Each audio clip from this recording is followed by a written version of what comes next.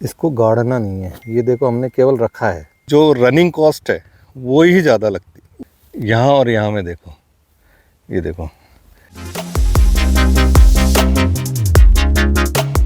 नमस्कार दोस्तों, हमारे पास अभी फार्म पे साफ़ सफाई का काम चल रहा है और लगभग सब जो भी खरपतवार थी हमने सेंटर बीच में से वो तो सब हटवा दी।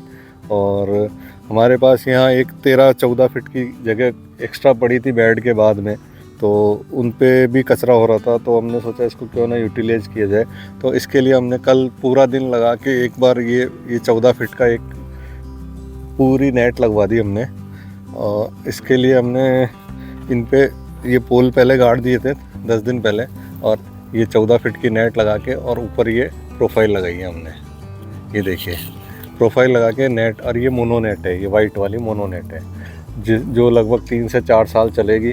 और अब इसके बाद हमारे पास क्या हो कि ये जो 13-14 फीट की जगह बची थी इनमें हमने फिर ये बेड लगवा दी। क्यों ना इसमें हम लोग हमारी जो एग्जॉटिक वैरायटियाँ हैं, जो स्पेशल वैरायटियाँ हैं, वो हम एक एक वैरायटी एक एक लाइन में लगाने की सोच रहे हैं। और इसके लिए बेड बना लिया हमने। बेड बना के एक बार खाद डाल दी थी हमने। अब खाद डालने के बाद हमको ऐसे लग रहा था कि सेंटर में तो वापस खाद जाएगी नहीं, वापस जहाँ प्लांटेशन हो, जैसे यहाँ प्लांटेशन हो गया तो इसके बाद यहाँ खाद नहीं लगती है। जो भी खाद लगेगी इसके बाद वापस यहाँ साइड बेड के साइड में लगती है, क्योंकि जड़ें साइड में भागती है। तो इसके लिए हमने पहले इस पर खाद डाल दी थी। ये देखिए खाद का काम चल रहा है हमारा, वापस सेकंड टाइम चल रही है ये खाद डली हुई है। देखो ये देखो, ये यहाँ तक खाद है, कम से कम 9 से 10 इंची 9 इंची हमने खाद लगा दी। इसके बाद वापस हम एक लेयर और लगा रहे हैं, ताकि सेंटर में वापस खाद डलना नहीं है। तो इसमें अब जो भी प्लांटेशन करेंगे इसको यहाँ से इतना सा ही ओपन करेंगे और इसको ऐसे बंद कर देंगे।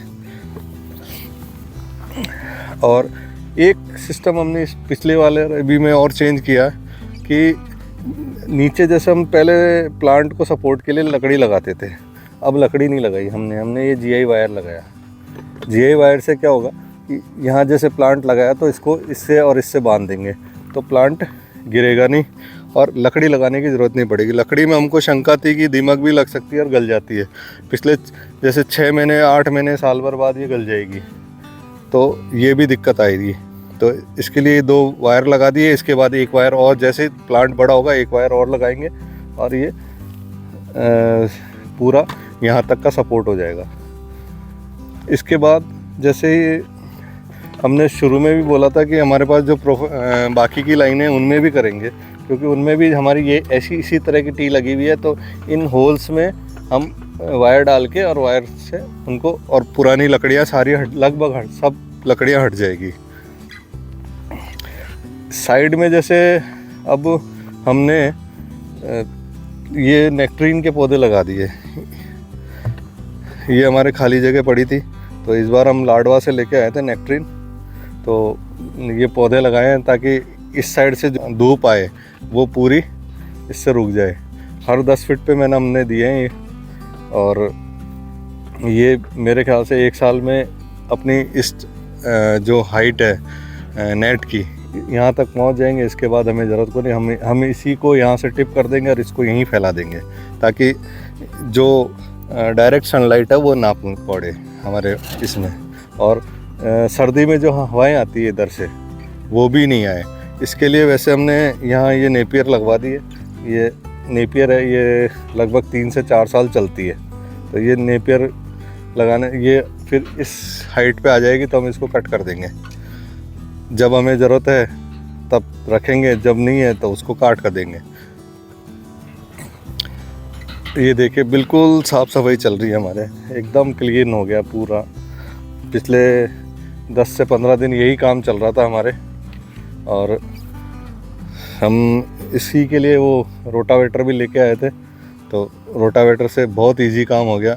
और अब हमारा एक विचार और चल रहा है कि क्यों ना इस बीच वाली जगह पे भी हम मैट डाल दें, ताकि यहाँ भी खरपतवार न पैदा नहीं होगी। मल्चिंग शीट जैसी आती है 100 GSM की, जो बीच में डालने से ये 5 से 6 फीट के बीच की ये डालेंगे तो बिल्कुल खरपतवार बिल्कुल पैदा नहीं होगी, क्योंकि सबसे बड़ी प्रॉब्लम होती है खरपतवार की। जो रनिंग कॉस्ट है वो ही ज़्यादा लगती, उसी में ज़्यादा लगती है। बाकी दवाइयों के या फर्टिलाइज़र के जो लगने एक बार लग गए, लेकिन ये जो रनिंग कॉस्ट है ये हम लोग ध्यान नहीं देते हैं। तो एक बार पैसा लगेगा, लेकिन आपको कम से कम वो मल्चिंग शीट 4 से 5 साल चलती है, उसको साल में एक बार हटा के एक बार नीचे रोटावेटर चलाओ और वापस उसको लगा दो, ताकि आपकी एयरेशन भी होती रहे, मिट्टी भी साफ़ सुथरी रहे। अब जैसे हमने ये जो ऊपर वाइट लगाया है, तो इसके नीचे खड़े होने के बाद ऐसे नहीं लग रहा है कि हम रोशनी कम आ रही है। और इसी के पास ये ग्रीन लगा है, तो ग्रीन में बिल्कुल रोशनी कम हो रही है।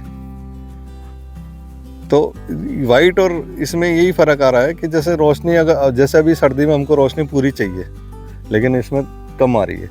इसमें सनलाइट भी हल्की हल्की छन के आ रही है, बिल्कुल लाइट सनलाइट है। ये देखो मेरे हाथ में फ़र्क देखो आप, यहाँ और यहाँ में देखो, ये देखो, ये अंधेरा दिख रहा है और यहाँ उजाला दिख रहा है, तो ये फ़र्क रहता है। तो इसलिए वाइट ही लगानी चाहिए। 50% वाली वाइट लगवा लो तो अच्छा रहता है, और उसको पौधे को भी पूरी सनलाइट मिलती है। देखिए दोस्तों, प्लांटेशन कैसे करना चाहिए ये भी बता देता हूँ आपको। जैसे हमने जो सुबह हमने आपको बताया था कि इस पर हमने डबल लेयर खाद लगा दी है। अब खाद को साइड में करके एक बार हमने इसके अंदर ये कोकोपीट और वर्मी कंपोस्ट का मिक्सचर डाल दिया इसमें।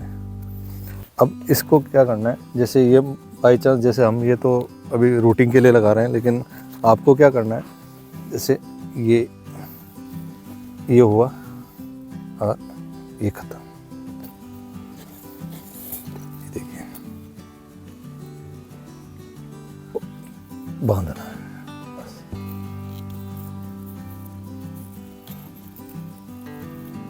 ये बन गया।